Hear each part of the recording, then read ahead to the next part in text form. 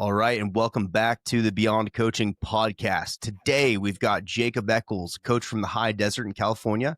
Jacob started in powerlifting and fell in love with Olympic weightlifting just a few years ago, and now coaches CrossFitters while chasing his own weightlifting goals. He's earning his master's in strength conditioning and about to intern with UCLA Football, and he wants to grow as both a technician on the platform and a business owner who reaches more athletes. Today, we're going to dig into Jacob's story and dig into the art of business of coaching weightlifting. Jacob, how you doing, man? Good. Thanks for the intro. Yeah, thanks for being here. Absolutely. Why, okay. Most people don't go from powerlifting to weightlifting. I think I haven't met a lot of people that have done that. Why did you make that decision? I really like being strong, so powerlifting definitely was that's what drew me in. Because I'm like, I don't care about the physique, I just want to be strong. And then as I started lifting a little bit longer, I saw Olympic weightlifting, and of course, my most favorite is Liu Jun, of course. Nice. And I was like, you know what? That looks good. I want to try that. So I would see some people like in the CrossFit area doing, clean and jerk, snatches, whatever. And one day, all my training friends, when I worked at Fitness 19, we got together in the CrossFit area, did some cleans, and I did like a power clean at 225, and it was ugly. Super ugly, star stance. But I was like, I felt powerful. Like powerlifting's cool and I feel strong, but I want to feel powerful. And so, so I started Olympic weightlifting and just got into it. And I really, really enjoy just the aesthetic of it and still being able to be strong, but looking good too. Absolutely. Nice. What's the biggest challenge you've faced so far as a newer coach in the game? Finding people that are interested not just in weightlifting, but in being strong. Like everyone up here, at least to me, is like bodybuilding. I want to look good. I want to look good. And I'm like, okay, that's cool. And I think I have an okay physique. For me, it was like never hard to just like look good. I'm like, the hard part was being strong or being, athletic and being able to move your body in different ways under different loads. And so I think the hardest part is finding people that don't just want to focus on bodybuilding, but want to be a good athlete, want to be strong and put their body through the test. Yeah, what's funny is like, and Max, I'm sure you would agree. I feel like most people, they get into some sort of fitness vehicle because they're like, I want to feel better, I want to look better, and then they start to fall in love with the objective markers of progress when it comes to getting strong. And then they're like, okay, I want to look good enough, but like I want to be able to move some weight and like feel strong. I want to feel good. That's what at least I've found with most people. Max, I don't know what you've seen. Same thing for sure. It's like people get in for health or get in for looks, and then they'll find that like it's cool to be strong. It's cool to feel this way or that way. That's like such a normal pipeline, I feel like, for most people. Absolutely. Yeah. And I know, so Jacob, right now you're coaching, some CrossFit classes and then doing you're doing some one-to-one weightlifting. Are you doing remote coaching as well? Yes. Yeah. Cool. Awesome. And what kind of, success, but also, failures have you seen there so far on that journey? I'd say my biggest success that I've seen is getting all the CrossFitters that I coach over to weightlifting. They're like, you know what, can we come hang out with you instead of doing the class? I'm like, of course, come lift with me. They fall in love with the sport, and it's just so great to see that. Like CrossFit's cool and it's a lot. But I think the weightlifting part of it, once people get into it, they're like, oh, okay, I really like that. It's not as physically demanding. They're not, gasping for air every 5 seconds. And then they like to look good and feel strong under the bar. And so I think my greatest is like having CrossFit starting people come over and compete in Olympic weightlifting. I love that. Right. Definitely. What do you feel like has been the challenge doing that? Like, how do you get someone who's going from CrossFit, which generally it feels like people love because it's so much variety, it's so many things to do, to like, hey, now we're only going to do 7 different things every day? Yeah. I think the biggest challenge in that is their technique, because they can do touch and goes, and, they're all back. Like, I would say they're all like Russian style. Like they just Right. big back and everything. And I'm like, okay, well, let's use your legs today.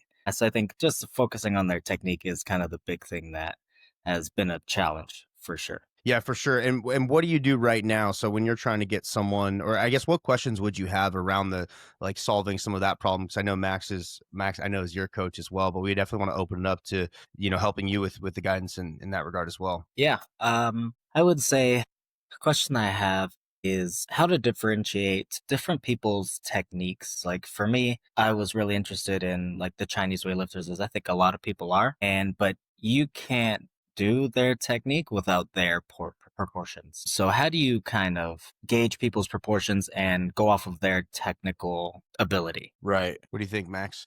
What I do? Is that the Yeah, question? like what would you do? So Oh, how do you exactly? I mean, like everything is always going to come down to like how does somebody move, right?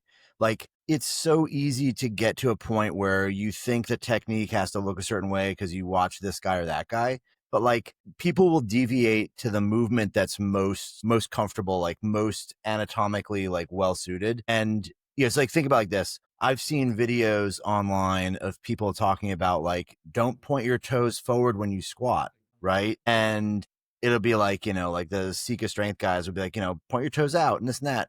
And it's like, I can guarantee you, I can tell you of literal examples I've seen of people that had to point their toes inward, like pigeon toed. Otherwise, they had zero power. They couldn't squat. And it's like blanket broad ideas are always going to be like, easy to digest. Chinese have a style. The Russians have a style, or this, that. So when you're coaching anyone, it's like you look at limb length, you look at the way they move, and a lot of it's just going to be like Charlie Francis was the Ben Johnson sprint coach, but he had this saying which was if it flies right, or sorry, if it looks right, it flies right. And it just kind of means like you're looking to just get someone to move and look like they're efficient when they move, right? So a lot of times you get people that come in, they want to learn a certain style or they look a certain way, or you have this idea like, oh, that guy is, that guy is Chinese, so he should lift like a Chinese. And you realize like, no, he's got super long limbs and short body. Like, let's get him to move in a way that makes him look comfortable and sustainable. And then you can train that. Technical stuff and trying to correct stuff or trying to like model after something is, in my opinion, like loose at best as a way to sort of explain it and get focused on it versus like, hey, this is the actual, like you do it this way. Does that make sense? Yeah. I mean, that's Definitely. that's how I always looked at it. And for years, I did that. For years, I went down this route of like, that guy's doing it right. That guy's doing it wrong. And it's like, no, like he's making the lift. He's doing something right. It's like, you can't do it. You can't make the lift and have said that it's totally wrong. It might be inefficient, but it's not wrong. Okay. When I'm curious, like Max, with your experience, like Yeah. is there a lifter that comes to mind that was like super inefficient looking when they move, but man, were they like super strong? There was a guy maybe probably 10 years ago now, this Kazakhstani guy that like, there was one competition he showed up at and it was just like, he got the bar past his knees and then like, like ramping and deadlifting, you do a little bit of that kind of action in the clean, but he did it to the point where like the bar got to his mid thigh and he pushed his hips and butt down, like almost into like a quarter half squat and like pushed himself under. It was the weirdest looking lift. And like, it's on YouTube, I'm sure Hook Grip has it. It's like the strangest shit you ever saw. And then he like threw his head back and jumped forward. It's just like, that looks like garbage, but he clean and jerk like 200 kilos. Right. And like, there's just, there's that. There's another super heavyweight currently that lifts that just looks like the most uncomfortable guy I've ever seen. His name is Gore Manassian. He's an Armenian dude, but he's almost snatched like near world record weights. And like his hands are so wide and he's so round that the bar is like an inch over his head and he powers everything. So it's like he catches it really high. Like everything just looks fucking weird and strange, but he's like, 5'10", maybe 5'10", and he's just like an absolute unit, right? Like, there's a bunch of examples where everything's full of just like anomalies, weird ass shit that people just move a weird way, bad elbow here or there. Like, it's actually what kind of makes it fun, I think. It's like, there's so many weirdnesses that can work that you'll be like, how on earth did that dude lift that weight? How the hell did that guy like actually make that lift? Because he looks so awkward. Yeah, most definitely. Jacob, you mentioned you're starting to coach your sister completely from scratch. What has your experience been thus far? Coaching someone from scratch, from zero, and what have you learned from that experience thus far? Yeah. So she started playing soccer, and I know she was kind of getting into the weight room a little bit now. Of a sophomore in college right now, university. So she's been doing a little bit of exercising.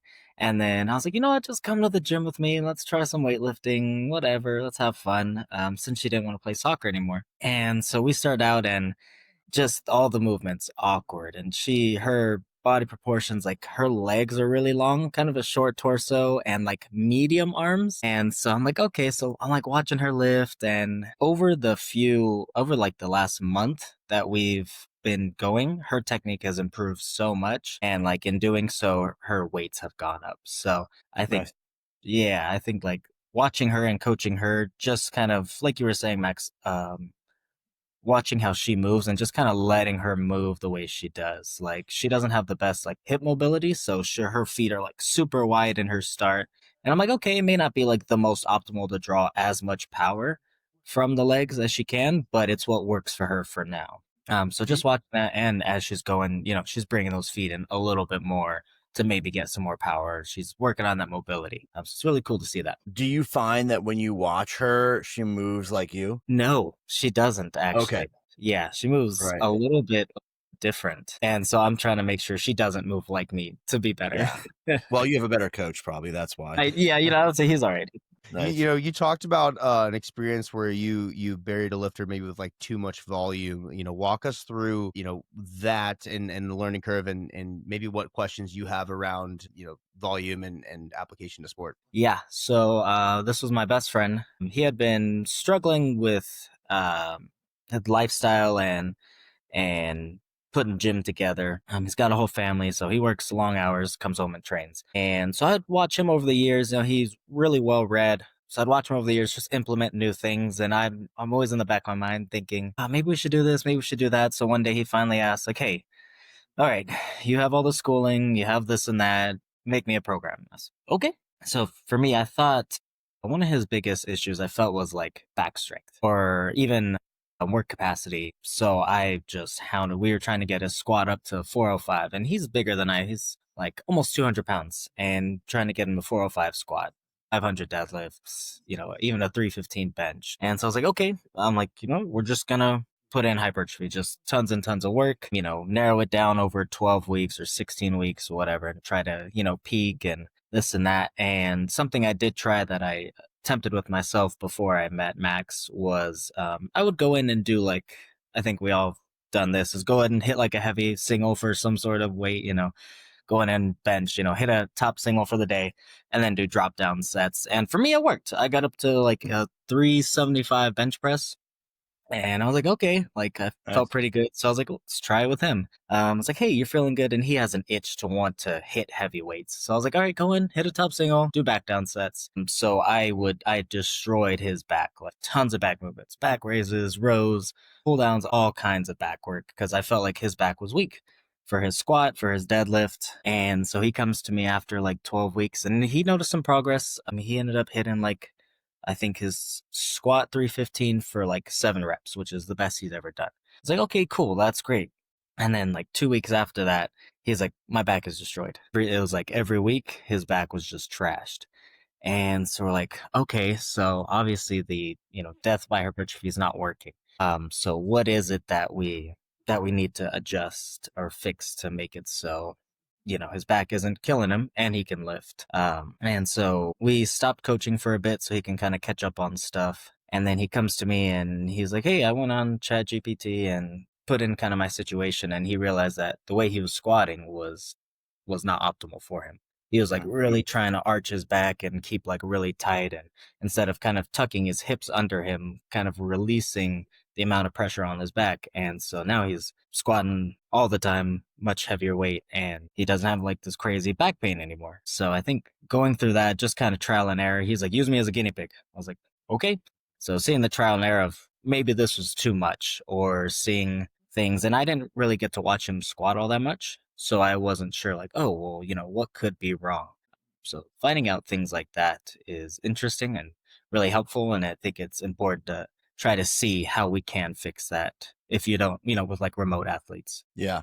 Do you feel like a lot of times you're in a spot where it's like, as a young coach, there's always a question in the back of your mind, which is like, I'm not sure if this is going to work or not, when you're kind of building a program out for somebody and like you kind of have an idea. And I think every coach is always going to be like, it's a guess. It's all a guess, right? We're just hoping that it's close. More experience gives you less wrong answers, but you're always wrong to some degree. And it's just like finding that less wrong thing as you go. But being newer and younger, do you feel like you got into a place where you were a little bit more like sort of doubting like what you like, is this good? Is this not good? Like, I'm not sure exactly what to do, or, the areas you're blind to, you get kind of like unsure of. Definitely, yeah. Especially even now, like coming up with all these new weightlifting athletes.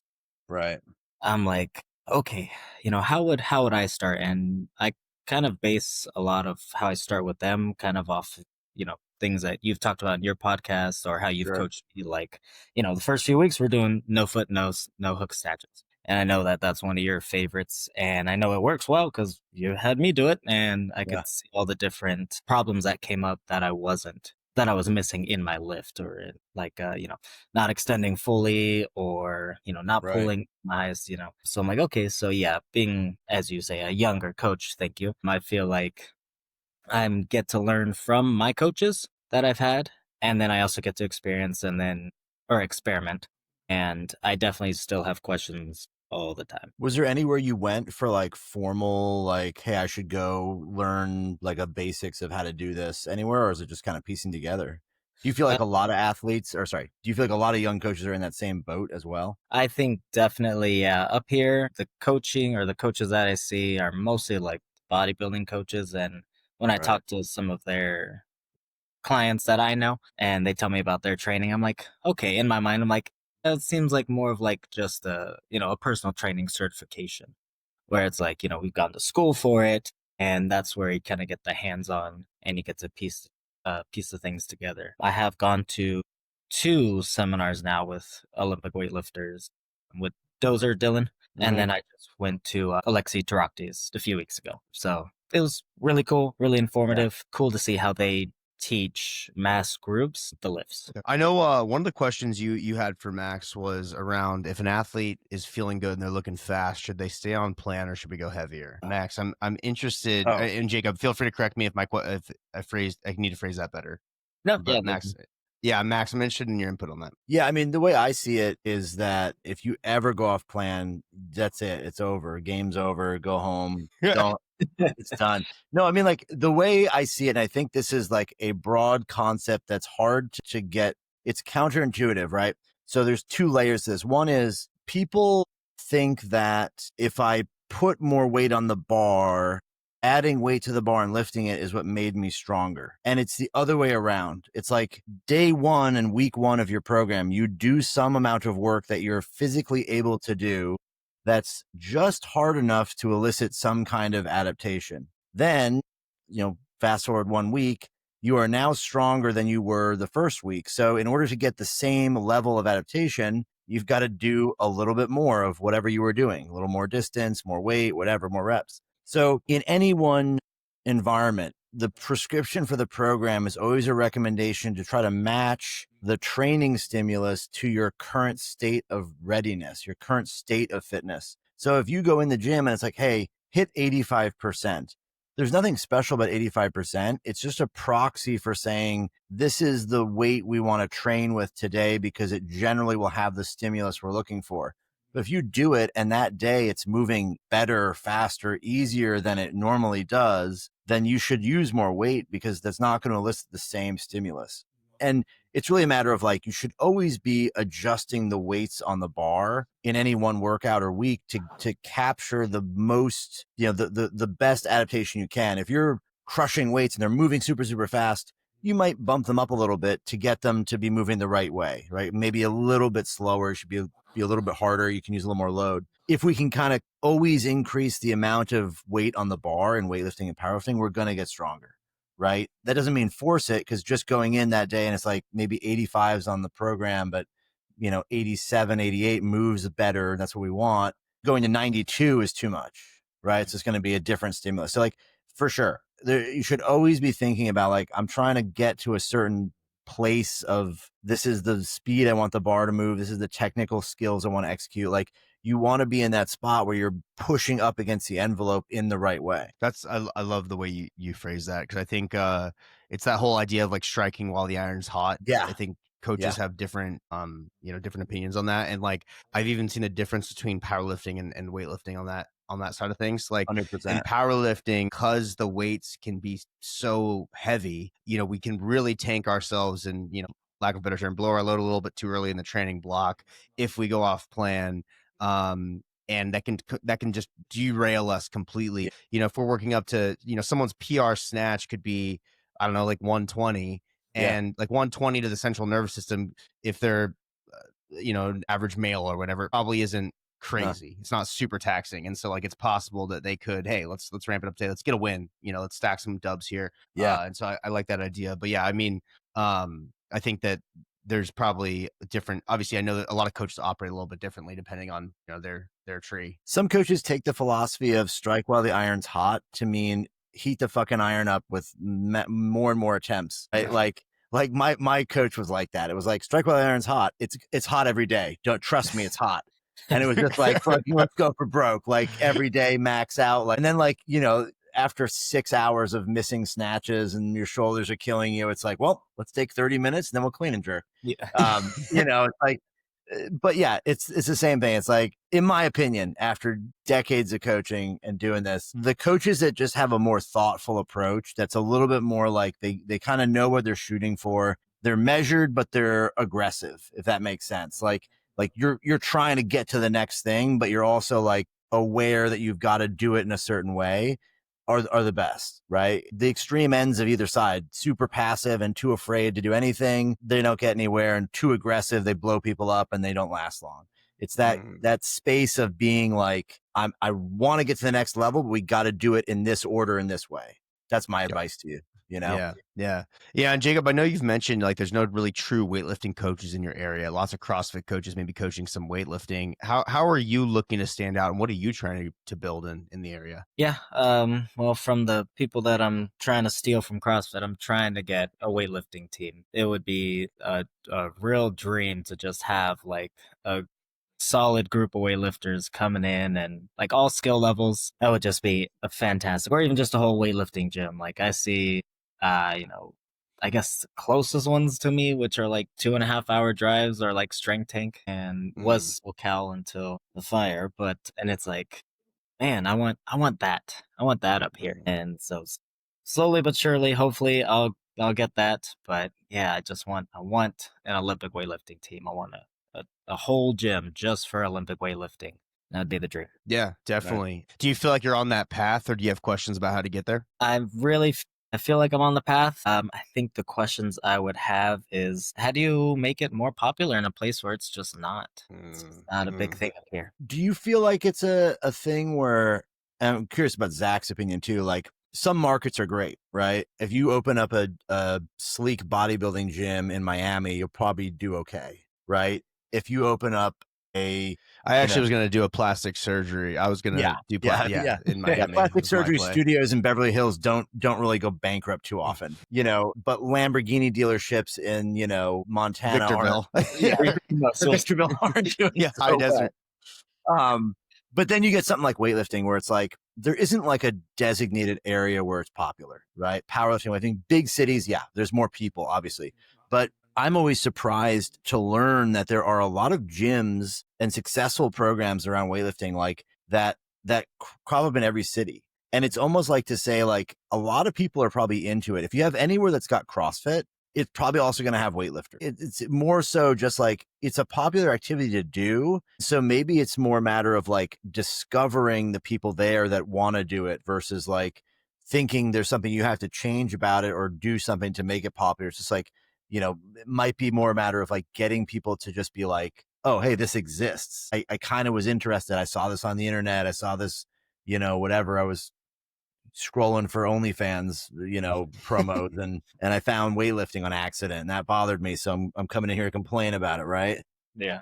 I have an interesting story. I mean, because I think I'm like a perfect example of this. When I opened the gym, there was one other powerlifting gym in Orange County. It was OC Strength Club, and they were kind of known as like, they were grimy, like more old West Side style gym. The next closest one maybe would be Metroflex, which was Long Beach, and again, they were more of a hybrid model with more bodybuilding, some powerlifting, mostly West Side. And so when I opened my gym, I didn't look at the things like, oh, let me take a look at my like market share or the average income or any of that. I was like, I'm just going to build a powerlifting gym. I have 15 clients. The gym Juggernaut was closing. They're in person location. I was like, cool. I'll get a space where I can coach in. And then whatever it becomes, it'll become. And my goal was I want to coach 50 people. I want to travel and do seminars. I was pretty much trying to do everything Chad was doing and you were doing, Max. Like that was my goal. I wanted to be you guys. Yeah.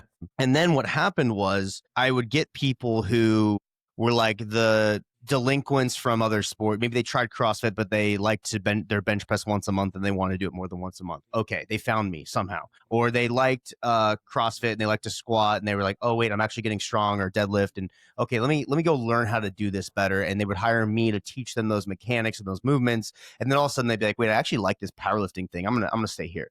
And I created this like ecosystem and almost like this economy of powerlifting in the county. Now, again, that was 8 years ago. And now there's 6 gyms that are doing my model in Orange County. Pros and cons to that. It's super cool that it's grown, but like now it's like the market share isn't big enough for all of us. So everyone just cannibalizes each other's members. Like their gyms are just like 20 of my members each probably at some point just went there instead because it was closer to where they live and all that stuff. So I guess my advice is it's one of those things where if you build it coach first, which is what Max's advice to me when I opened the gym was build it to be a coach. The whole goal, the product is coaching, it pays for the gym. If you build it coaching first and coaching is the model, it's likely that you can create the weightlifting ecosystem in the area. Over time, if you do it well, there might be people who are going to see you succeed. They're going to try to do it too. And that's fine. And that's part of capitalism and how business works is there's just people that copy you and like whoever does it best is going to win.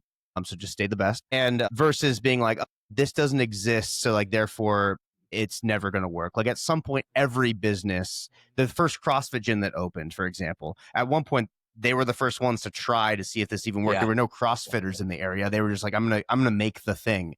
And so you're kind of going to be doing the same thing. If you go this route, it would be you create the thing and then build the ecosystem, which again is difficult. But however, then you can dominate the market. You're the only one. And you probably get a 2 to 3 year head start if you're successful before the next one pops up. The one thing I would add to that too, and I'd be curious what Zach's thought is, build it around you as a person and your personality. Like in the beginning, it's like if you can create a culture and a club and the entity of like your brand and who you are, people will gravitate to that and they might join having never thought they were going to be a weightlifter. And they're like, this guy's cool. He's a great coach. I like it. I like doing lifting. I want to work with this guy. And that has a big amount of pull for building a culture and a community that will draw people in. People will come in and be a part of the gym and the culture because they like it more so than they fall in love with weightlifting. And you need those people, right? Because they build a base of clients you can have for your team, but also they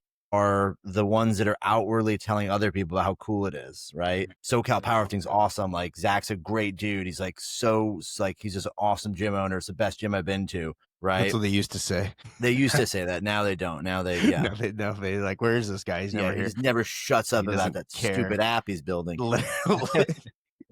Literally. Yeah. To Max's point, exactly. It's this sort of here. Actually, I had a really good conversation with you probably know Steve Denovi, Jake, in powerlifting, and we talked about this idea. I think about a decade ago, everyone followed brands. It was in powerlifting, for example, it was Juggernaut, RTS, TSA, the strength guys like TSG, Flex, whatever.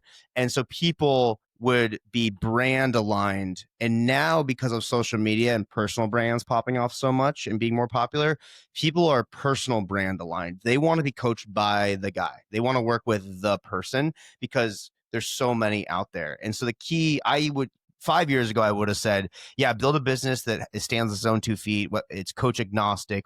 Anyone could be the coach. It's like the business drives you forward.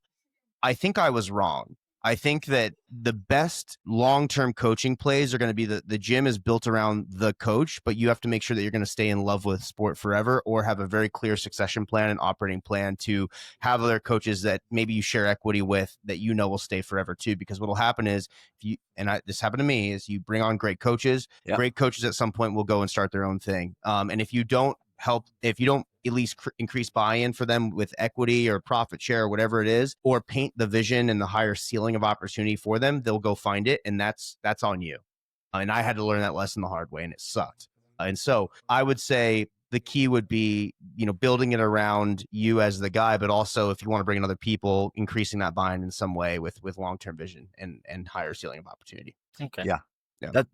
That's phenomenal advice. I think Zach hits the nail on the head too. It's like building a business around the idea that you'll sell it later is sensible if you have a business that can be detached from the brand, a lawn care business or some kind of service business, whatever, you wash uniforms or something. Like those kind of businesses are very easy that no one cares who runs it or owns it, right?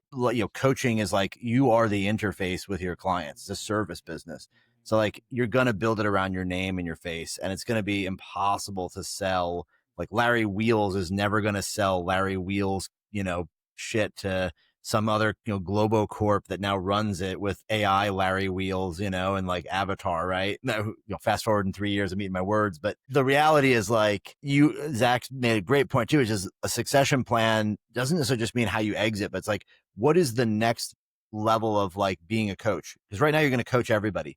To get to the next level, you got to have coaches under you. How do you get them bought in? How do you find them? Zach does an amazing job of bringing people up who are not already established. He's not hiring good coaches and bringing them in and transplanting them. He's teaching them from the ground up, which integrates them into that culture. Then they only know lifting through him, coaching through him, and they learn outside of that to augment their abilities, but they're not in a place where they're like, well, I've had a bunch of success. I deserve X, Y, Z. And you do, but you can't get that here. We don't pay that much. But the plan is to kind of continue build up, and then you pull people in more and more. And the more committed they get, the more they eventually will become, bought in. There's some equity or whatever it is, or, some people are super motivated. They don't want to run businesses. They just want to coach. And like, that's a great chance for them to be in that space where you take on the next role of business owner and then educator and all those things. Yeah.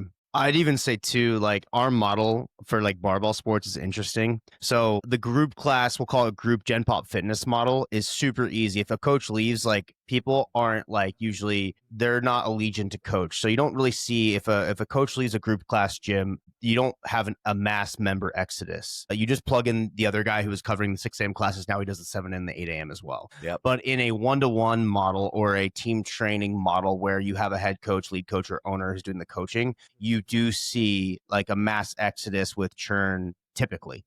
And so it has to be built in a way where the goal should always be to retain the top talent as much as we can to further the growth if we want to get big. The other option is we keep it small, and that's okay too. I can't tell you how many gym owners I've spoken to that they pushed the envelope a little bit too much, and they got a little bit too big for the britches, and it was a glass house. They have a couple high level people leave, and all of a sudden things come crashing down. And I can speak to my experience with that too. And so our niche of fitness is a little bit different, I think, in how business is treated versus like what maybe some of these other business coaching gurus talk about when it comes to like group class models or even CrossFit class models. It's a bit different. Yeah.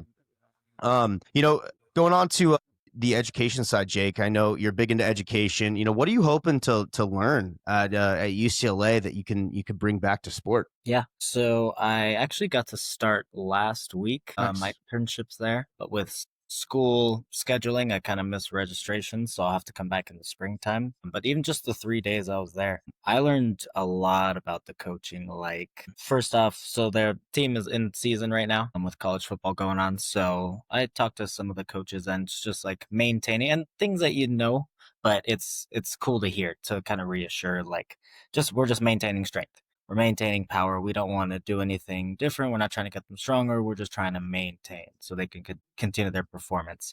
And that's just in the gym setting, where like on the field, that's what's important right now. So it's nice to see like, yeah, right now we're maintaining strength. And then, yeah, when the off season comes, now we're building strength, we're building power. So watching them lift is different because maybe they'll cut the range of motion to save their knees, or use a different bar to save their shoulders. Like when it comes to squatting, maybe they'll use the SSB bar rather than a regular bar for like the quarterbacks. That's something cool I noticed. One specific coach working with the quarterbacks, and they're doing squats using SSB bar. And so later on, he's like, hey, I was like, oh, you working with the quarterbacks? Yeah. He's like, I'm sure you noticed we use SSB bar. I was, yeah, for save their shoulders since we're in season, makes sense. So it's really cool to actually see what we learn put into action, especially at a high level team. Obviously, UCLA being pretty high level. So it's really cool just to see those things in action that we've learned or that I've learned and have them done. What kind of technology are they using? Oh man, yeah. So they have they have force plates, of course, which was really cool to see. They use the what are those called? Where it rates your meters per second. I don't remember what they're called. A little string put on the Velocity bar. tracker. Oh, they Yeah, got GymAwares. Yeah. yeah. So they had those on almost every bar. So just those. What else? Anything else? I know sometimes they utilize GPS stuff as well to track. Yes, yeah. Out on the field, they use they called it catapults. Got it. Yeah. Which is super cool. That's super So yeah, cool, man. those are like the big things. That's Like, awesome, man. Sweet, dude. Well, hey, any other questions around the business side of this thing as you're getting into this space? I think just the main one I think was just about making weightlifting popular in an area where it's not. Yeah. Yeah, other than that, I think any other questions are just about coaching athletes. I think one question I did have is how to be a full-time coach and while you're trying to be a full-time athlete. That's a tough one. I Go, mean, Max.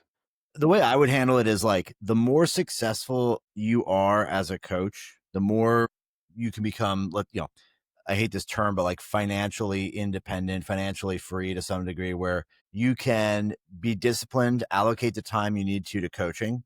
So you give yourself whatever, you schedule your work day to be whatever, 4 hours a day, 5 days a week. That's more than enough time to handle, a solid amount of coaching, right? And maybe whatever you do, if you have in person, same thing. Your training has to take place before that, or, at a time where it's like you have the most energy. So if you're coaching in the gym at night, you're going to train the morning first thing, get it done, get out of the way and move on. It's 2 part-time jobs is how I would look at it. Right. And make sure what you're doing is prioritizing the training, but not to the extent that you're like, well, I've got to work out, so I can't give this feedback. It's just discipline and management, in my opinion. I've seen a lot of people that were extremely successful at it at like a ridiculous level. I knew a girl, she was a good lifter. She medaled at nationals. She told me she had 150 nutrition clients, and she was writing things down in a Google Doc and on a notebook, a physical notebook, every client, every detail, and still train hard 5 days a week. So it's possible. It just requires discipline, time management, scheduling, right? Where it's like, hey, I know I'm doing this and this and this. I've got everything batched out, and Zach probably even better at being able to tell you about systematizing that, but that's what I would say. It's totally possible, and you just got to have the systems. Yeah. And I think setting realistic expectations. So like there'll come a time, hopefully, where if the business side is going well, coaching is going really well, you might have to make a decision. Do I stay at this size so that I can keep time in my day to keep my training a priority and my athletic career a priority? Or no, okay, coaching actually gives me more passion, value, money, whatever it is, that I'm going to decide that my athletic career comes second now to my business or my coaching, or vice versa. And so I think it's just setting clear expectations for ourselves so we don't feel like we're failing.